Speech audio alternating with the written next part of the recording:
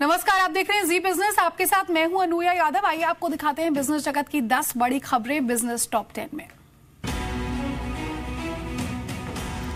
बाजार आज फिर रिकॉर्ड स्तरों पर बंद हुआ। इंट्राडे में निफ्टी पहली बार 9,800 के स्तर के पार निकल गया था। हालांकि कारोबारी सत्र के आखिरी घंटे में मुनाफा वसूली देखने को मिली और निफ्टी ऊपरी स्तरों से करीब 45 अंक नीचे बंद हुआ। मिड कैप और स्मॉल कैप शेयरों में भी बिकवाली देखने को मिली।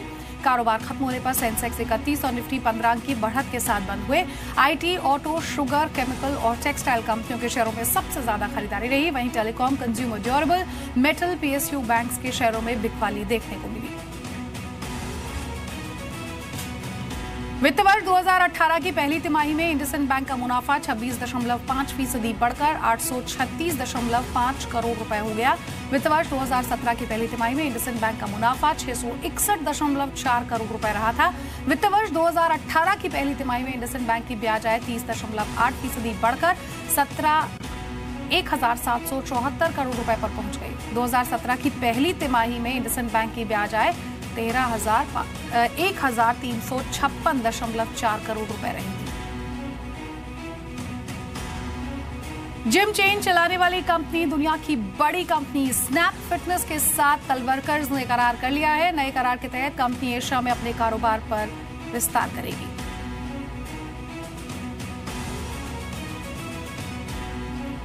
आरबीआई के पूर्व गवर्नर सी रंगराजन ने कहा कि एनपीए रिकवरी को लेकर आरबीआई सही दिशा में काम कर रही है। एनपीए रिकवरी के लिए बैंकों को हेयर कट लेना ही होगा। उन्होंने कहा कि नए बैंकिंग अध्यादेश से बैंकों को फायदा होगा और इससे एनपीए कम होंगे।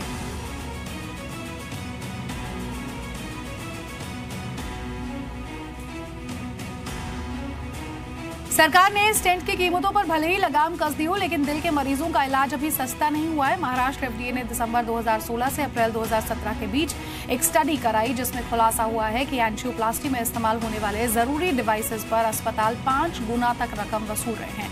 महाराष्ट्र एफडीए ने अपनी report national pharmaceutical pricing authority यानी कि एनपीपीए को सौंप दी है और इस पर एक्शन लेने को कहा है। जियो ने 15 जुलाई को धन धनाधन ऑफर खत्म होने से पहले नए प्लान लॉन्च कर दिए। सबसे बड़ा प्लान 399 रुपए का है और इस प्लान में यूजर्स को 84 दिन के लिए हर दिन 1 GB डेटा और अनलिमिटेड कॉलिंग मिलेगी। ये ऑफर जियो के प्राइम मेंबर के लिए है। ये प्लान अभी चल रहे 309 के प्लान की तरह ही है। इसके साथ ही कंपनी ने 349 रुपए का नया प्लान भी लॉन्च किया, जिसमें 20 GB डेटा और 56 दिन के लिए मिलेगा। हम आपको बता दें कि इसमें डेटा लिमिट नहीं होगी।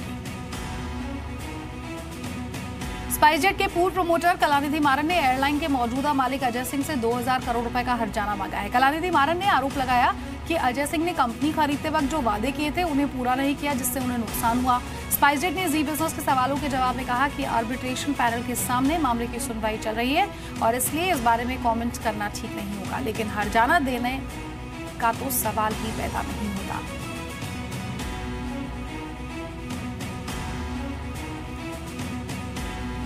अमेरिका के बॉस्टन की कंस्ट्रक्शन इंजीनियरिंग कंपनी ने कथित तौर पर भारत में national highway authority of India NHAI के अधिकारियों को 11.8 लाख डॉलर यानी कि करीब 7.6 करोड़ रुपए की रिश्वत देकर कॉन्ट्रैक्ट लेने का आरोप लगा है।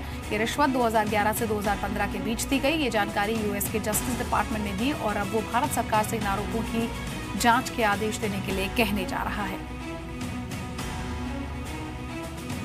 छटनी को लेकर वायरल हुए ऑडियो क्लिप को लेकर हैदराबाद हाईकोर्ट ने टेक महिंद्रा को नोटिस जारी कर दिया है और हाईकोर्ट ने कंपनी के साथ साथ तेलंगाना के लेबर डिपार्टमेंट को भी नोटिस जारी किया है। नोटिस में गैरकानूनी छटनी को लेकर जवाब मांगा गया। हम आपको बता दें कि ऑडियो क्लिप सोशल मीडिया पर वायरल हुआ, जिसमें टेक महिंद्रा के कर्मचारी और HR एग्जीक्यूटिव के बीच हुई बातचीत रिकॉर्ड है। कर्मचारी को 1 दिन के नोटिस पर नौकरी से निकाल दिया गया था। और जिन राज्यों ने अब रेरा अथॉरिटी नहीं बनाई है, उनकी मुश्किल आने वाले वक्त में बढ़ने वाली है। केंद्र सरकार ऐसे राज्यों के खिलाफ सख्त कदम उठाने जा रही है। Urban housing development minister Venkaiah Naidu ने साफ कहा कि जिन राज्यों ने रेरा अथॉरिटी नहीं बनाई है, वो 30 जुलाई के बाद नए प्रोजेक्ट लॉन्च नहीं कर पाएंगे। इस पर हमारा विशेष कार्यक्रम देखिए शाम 6 बजे।